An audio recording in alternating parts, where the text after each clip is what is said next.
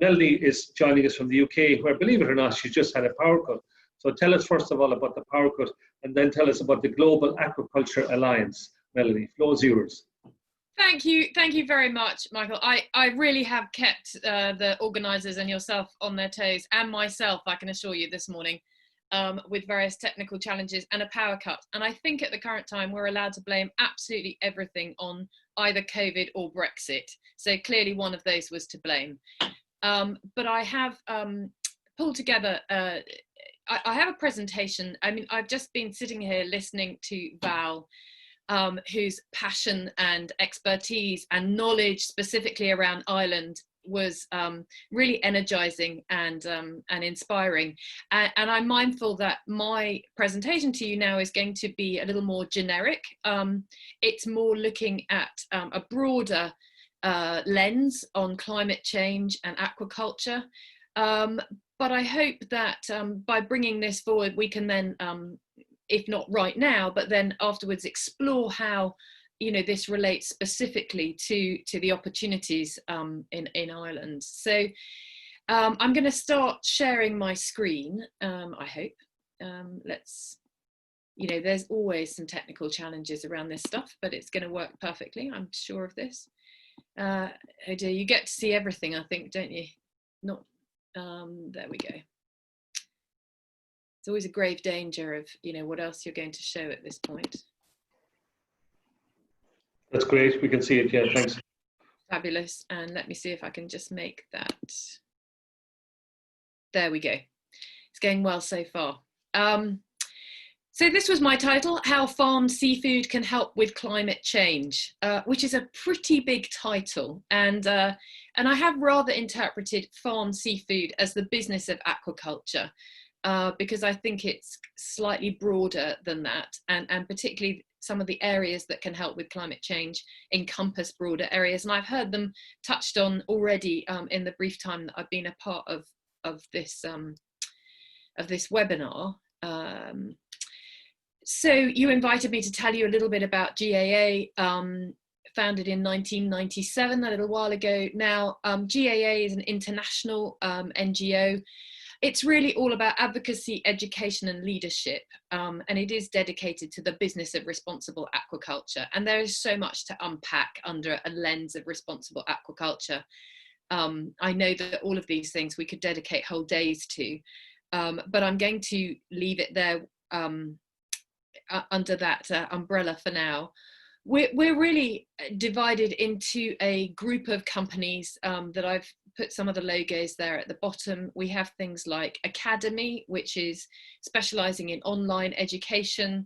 We have Advocate, which is really bringing new science and research to the audience. The Community, which is the sort of the membership and trying to engage people around the world in their own dialogues and sharing knowledge through that space. The films, we've been trying to make a series of films, one of which was made in Ireland over the last few years. Again, that's really sharing that kind of advocacy and education for aquaculture. And best aquaculture practice standards, which may be familiar to many of you. Standards loved and loathed in equal measure, but very much a part of our lives in seafood, in food, in forestry, in all sorts of different commodities.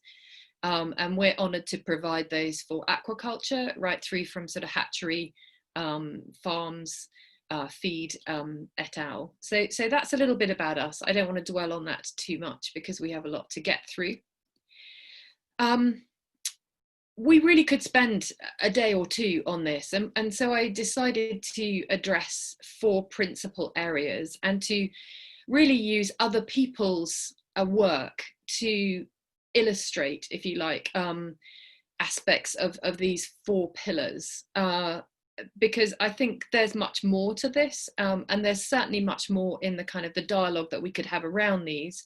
But what I'm hoping is that by presenting to you some illustrations of work happening in these spaces, you'll notice opportunity, you'll notice things that you kind of relate to, and also some really big innovation and research that's taking place globally that perhaps can be adapted for opportunities more locally for yourselves. keep moving forward. So I'm just going to fiddle with my screen here. I need to move myself out the way a little bit. There we go. So one of the delights always of now presenting like this, so everyone's looking at things on their screen, is that we don't have to worry about the amount of text that we put onto our decks nowadays, and just trying to put everything in small amount of text in very, very big fonts. And I enjoy that because it means that I can share more with you, basically. So in terms of reducing acidification, which is my first kind of pillar around how the business of aquaculture and farm seafood can address climate change in a positive way, I wanted to introduce to you this concept of 3D ocean farming. And in particular, this guy, Bren Smith, who I've highlighted there, who has actually been a commercial fisherman for all of his life, but was struggling with the changes that he saw, struggling on a personal level with the changes that he saw, the changes in his catch, and in kind of ocean health and the papers that he was reading. And so he, through his own research and outreach, decided to turn his work into being a restorative ocean farmer, as he calls it. He's based out of Long Island in New York. And I think what Bren's example does is shows what is possible. And this is through his kind of local knowledge of his part of the ocean, if you like, his knowledge as a fisherman, then getting engaged with academics like Yale and really studying research. And so it's where you bring together a system of farming in the ocean for this restorative and productive process. So he's growing mussels, oysters, kelp, scallops, and even harvesting sea salt with a very, very small footprint. And by doing that, what he's showing is how the kelp and the oysters, for example, are soaking, they're 164 kilos of nitrogen per year, which is helping to restore water quality. The kelp is being harvested and it's being turned into a liquid fertilizer that's actually being used on land. And this ability of restorative farming to not only be of benefit in the ocean and in terms of seafood, but actually helping to restore land-based farming and the soils that are badly degraded through agriculture. So you're beginning to kind of notch up a mass of different outputs from this kind of farming. Kelp, we're going to come back to seaweed generally, but you know these are well cited facts and figures, which I'm happy to find those citations and share those with you, but I didn't want to put it all on this slide. You know, but kelp is absorbing something like 5 times more carbon than land-based plants. And if you're also a reader of deforestation and currently forest fires that have been taking place, you'll understand that that's enormously important to climate change mitigation and managing climate on a general basis. The rainforests and the rainforests of the sea have taken on that role. And then another big benefit of this so-called 3D ocean farming has been to act as a kind of artificial reef, and it has attracted an increase in the stocks of natural species that would eat, hide, thrive all around this particular area. So what he has seen as a previously commercial farmer is that by this smart ocean farming, this 3D ocean farming that he's gone to great lengths to design and then implement, he's having benefits on many, many different levels, both in terms of climate change mitigation, but food production and water quality, and restoring those ocean ecosystems. And if we go on to, oh, the wrong one. There we go. If we go on to the next pillar, we're missing an E there, I notice, in sequestering CO2. That's what comes when you have a power cut and try to put everything back together in a hurry. My apologies to you. the ocean itself is a big sequester of CO2. So this role that mariculture and aquaculture can play in helping to protect and enhance ocean health is not unimportant in itself. But we start here also to look at this role of seaweed. And we mentioned just now that these kelp forests are seen as the kind of the rainforests of the ocean.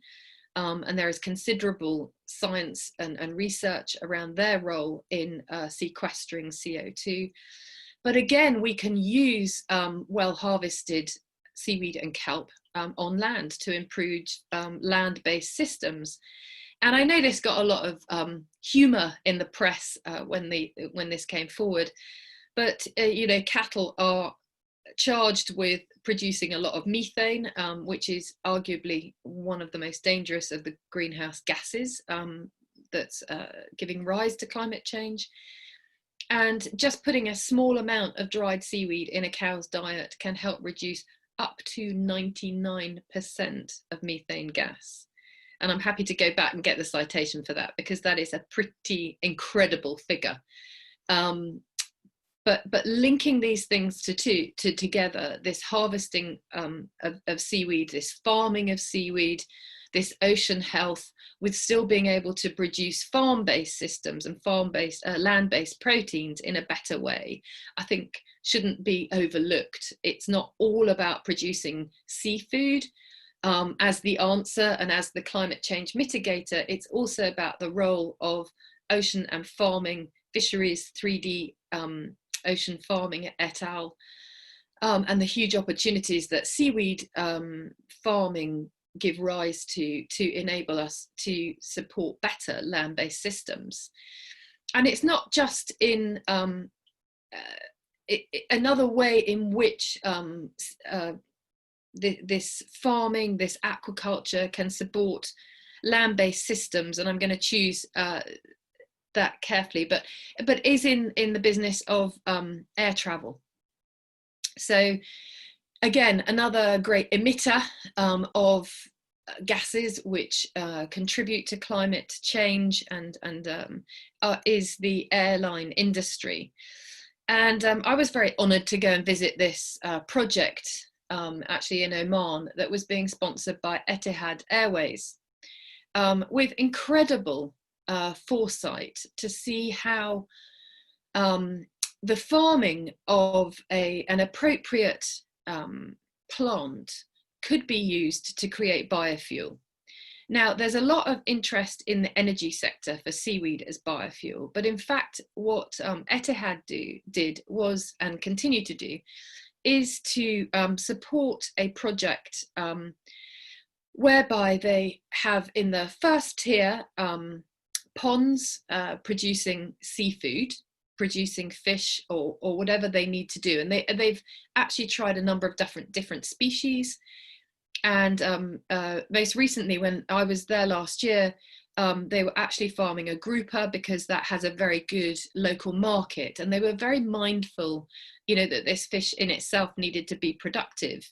And in fact, their intent, which they've so far been able to achieve, was to produce this biofuel at $0 a barrel, and the actual income is made through the farmed fish. So tier one, producing fish, the runoff from those ponds, which of course is full of you know, fish poop and waste, was then being used as a natural fertilizer and nutrient to a salicornia plant, from which they were extracting seeds, and the oil pressed out of that salicornia was that's what was being used as a biofuel. Salicornia requires salt water to grow, so it's great for kind of these coastal projects. They were actually then running that water off again and creating mangrove plants that were being used to reforest different areas.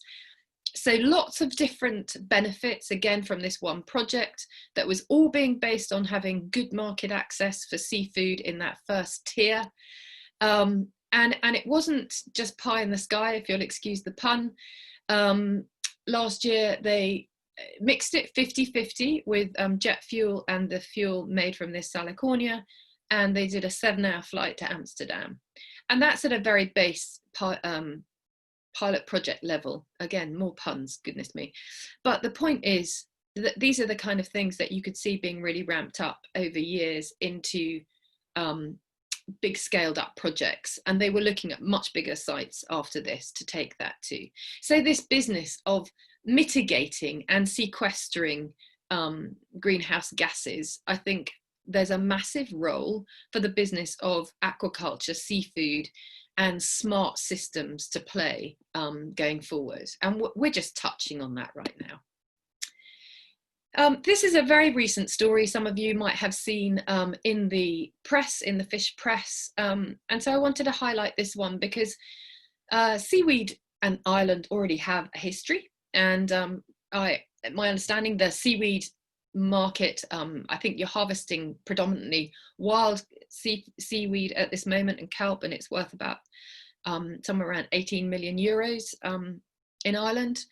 And I think there's been, as far as I can tell, a growing dialogue around increasing the farming of seaweed. And that is from what I can see, not being there on the ground, but from what I can see and the little I've heard, that is beginning now to take a hold. And I know that you're going to talk about the seaweed standard a little bit later, which gives that kind of framework for how to do it. But this is a story where that opportunity for seaweed farming was seen before. And you think, well, how does this relate to climate change? But one of the many ways that it does is because as climate change impacts upon our daily lives, upon our systems, upon our climate, literally our day-to-day climate, etc., we notice the changes that brings about. So we have to adapt the way in which we farm, in which we make livings. And also we see on a global level that it often gives rise to people moving great distances, being forced to move great distances and to adapt to new systems because land and places become uninhabitable. Again, there is suggestion that, there are reasons, climate change reasons for behind COVID. There are lots of reasons behind COVID, but that some of those are climate change driven. And so it's not unlikely that we may again see crises that arise out of climate change impacts. So if we take this example, and in paragraph 2 there, like all of us, travel has become non-existent really this year. In Belize, tourism was enormously important, and so actually again being able to adapt to these different livelihood opportunities on their coastline, which in turn have benefits to climate change, was enormously important. So the Nature Conservancy has been partnering with the government there to create the sustainable seaweed mariculture industry. There's been a lot of farmer training sessions. There's been a lot of understanding markets around this. And there's also been, and again, this kind of links into that first bullet point, really understanding the role of how to farm that seaweed in an appropriate system locally. And that's given commercial and ecological benefits to things, to commercial fisheries around spiny lobster, parrotfish and snapper. And so it's had that knock-on effect. So we're producing low impact, high quality seafood. We're having good sequestration impacts. We're having good climate change and adaptation impacts. We're creating livelihoods which are keeping people in place and keeping them robust and adaptable in their own spaces. So again, I think there's a lot of learning to be done there. And then this is a kind of general one, and possibly the most important, and perhaps the one people thought I would talk about most under this heading. And it's the business of the role of seafood as we move forward in the global portfolio of food generally. So, you know, much documented, our growing population, much documented, our degradation of soils, our limited land-based, sorry, I'm just checking my timer here, I should keep going, and about 1 minute left, Melanie, keep going. Okay, so I think to highlight, number one, FAO, who do a lot of stats around this, say we need about another 44 million tons worth of seafood. It's unlikely to come from the ocean.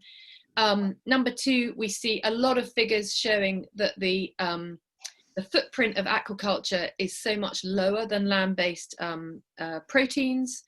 And we have this fantastic commission, the Lancet, which is a medical journal, commissioned this report to identify systems for food production that would be benefiting planet and people.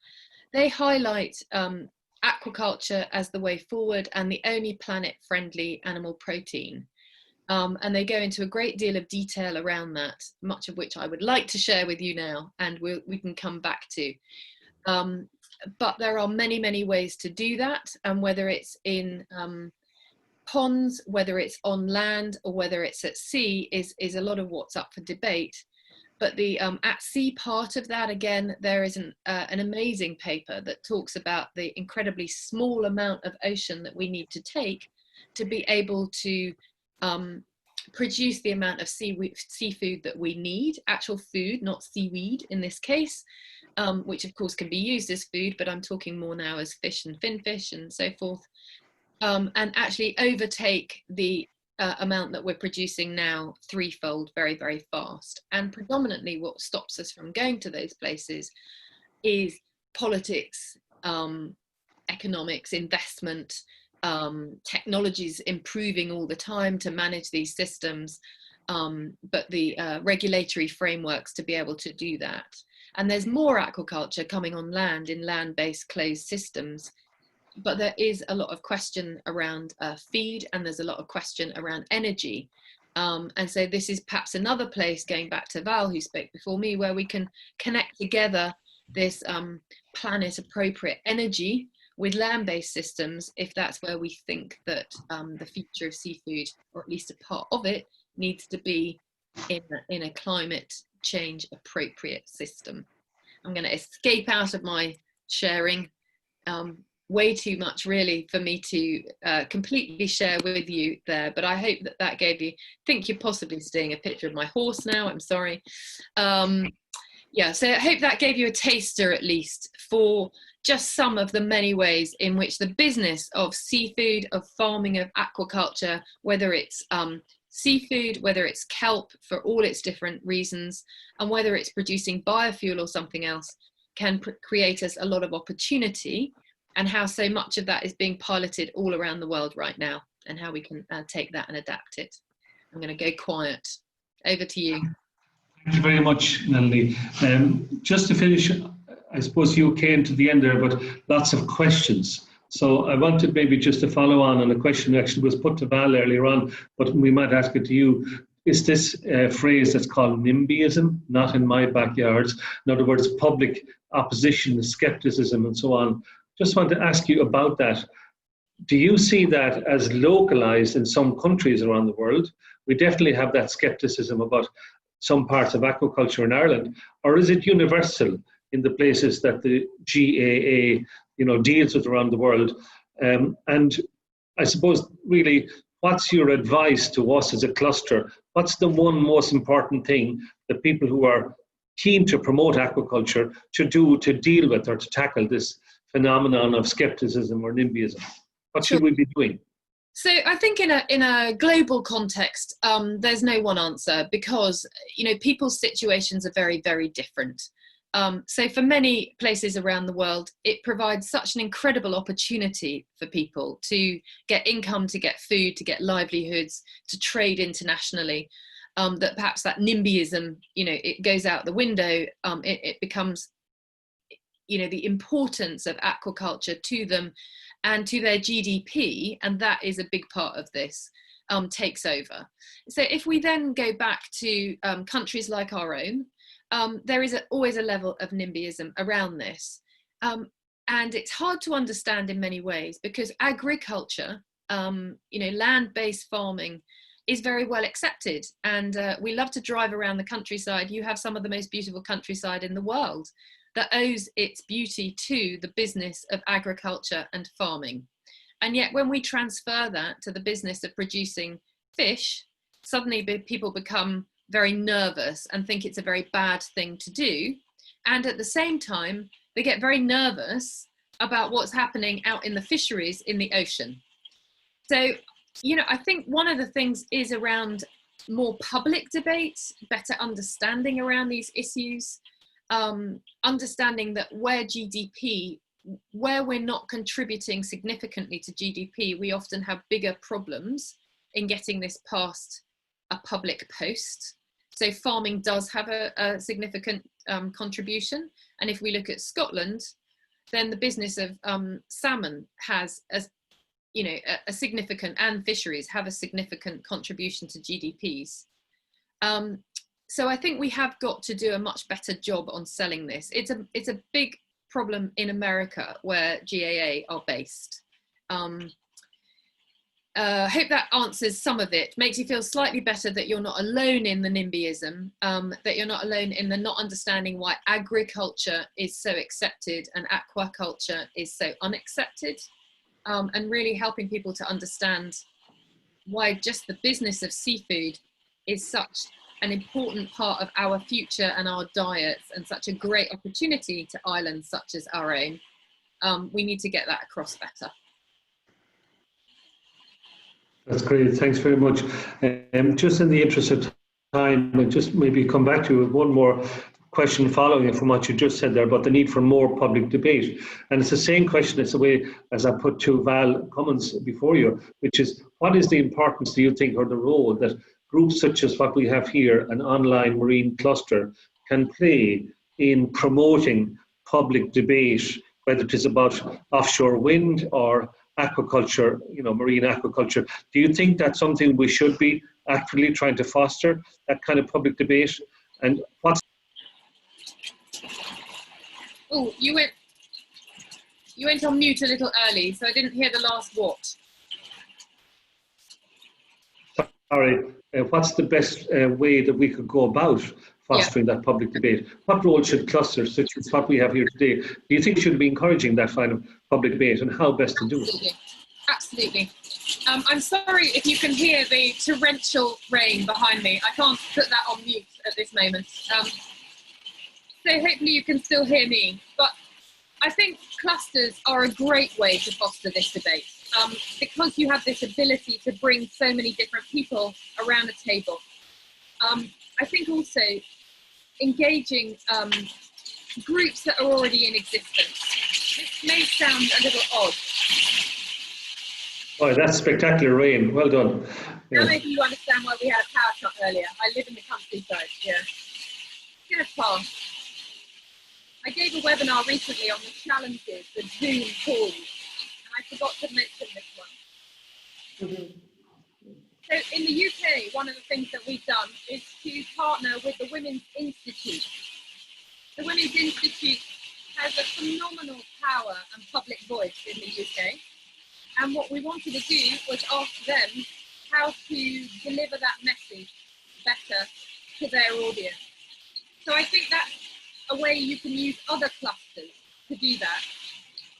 We've also approached a different generation. We have the Girl Guides, and we've actually approached the Girl Guides and said, when we think about whether it's badges or education or experience, how can we bring that narrative to Girl Guides? How can they think about climate change and seafood? How can they think about what food they buy in terms of cooking? So we've tried to engage with different clusters and use the networks that we have to foster some of that dialogue. Maybe that helps. Okay. I feel like I better go. That makes sense. So listen, we leave it, Melanie, because it's coming up to a lunchtime break. I'll go and look at the Q&As, which I can potentially answer in silence. Great, excellent. Thank you very much. And it's amazing to see, rural England with the rain coming down like that and power cuts and so on.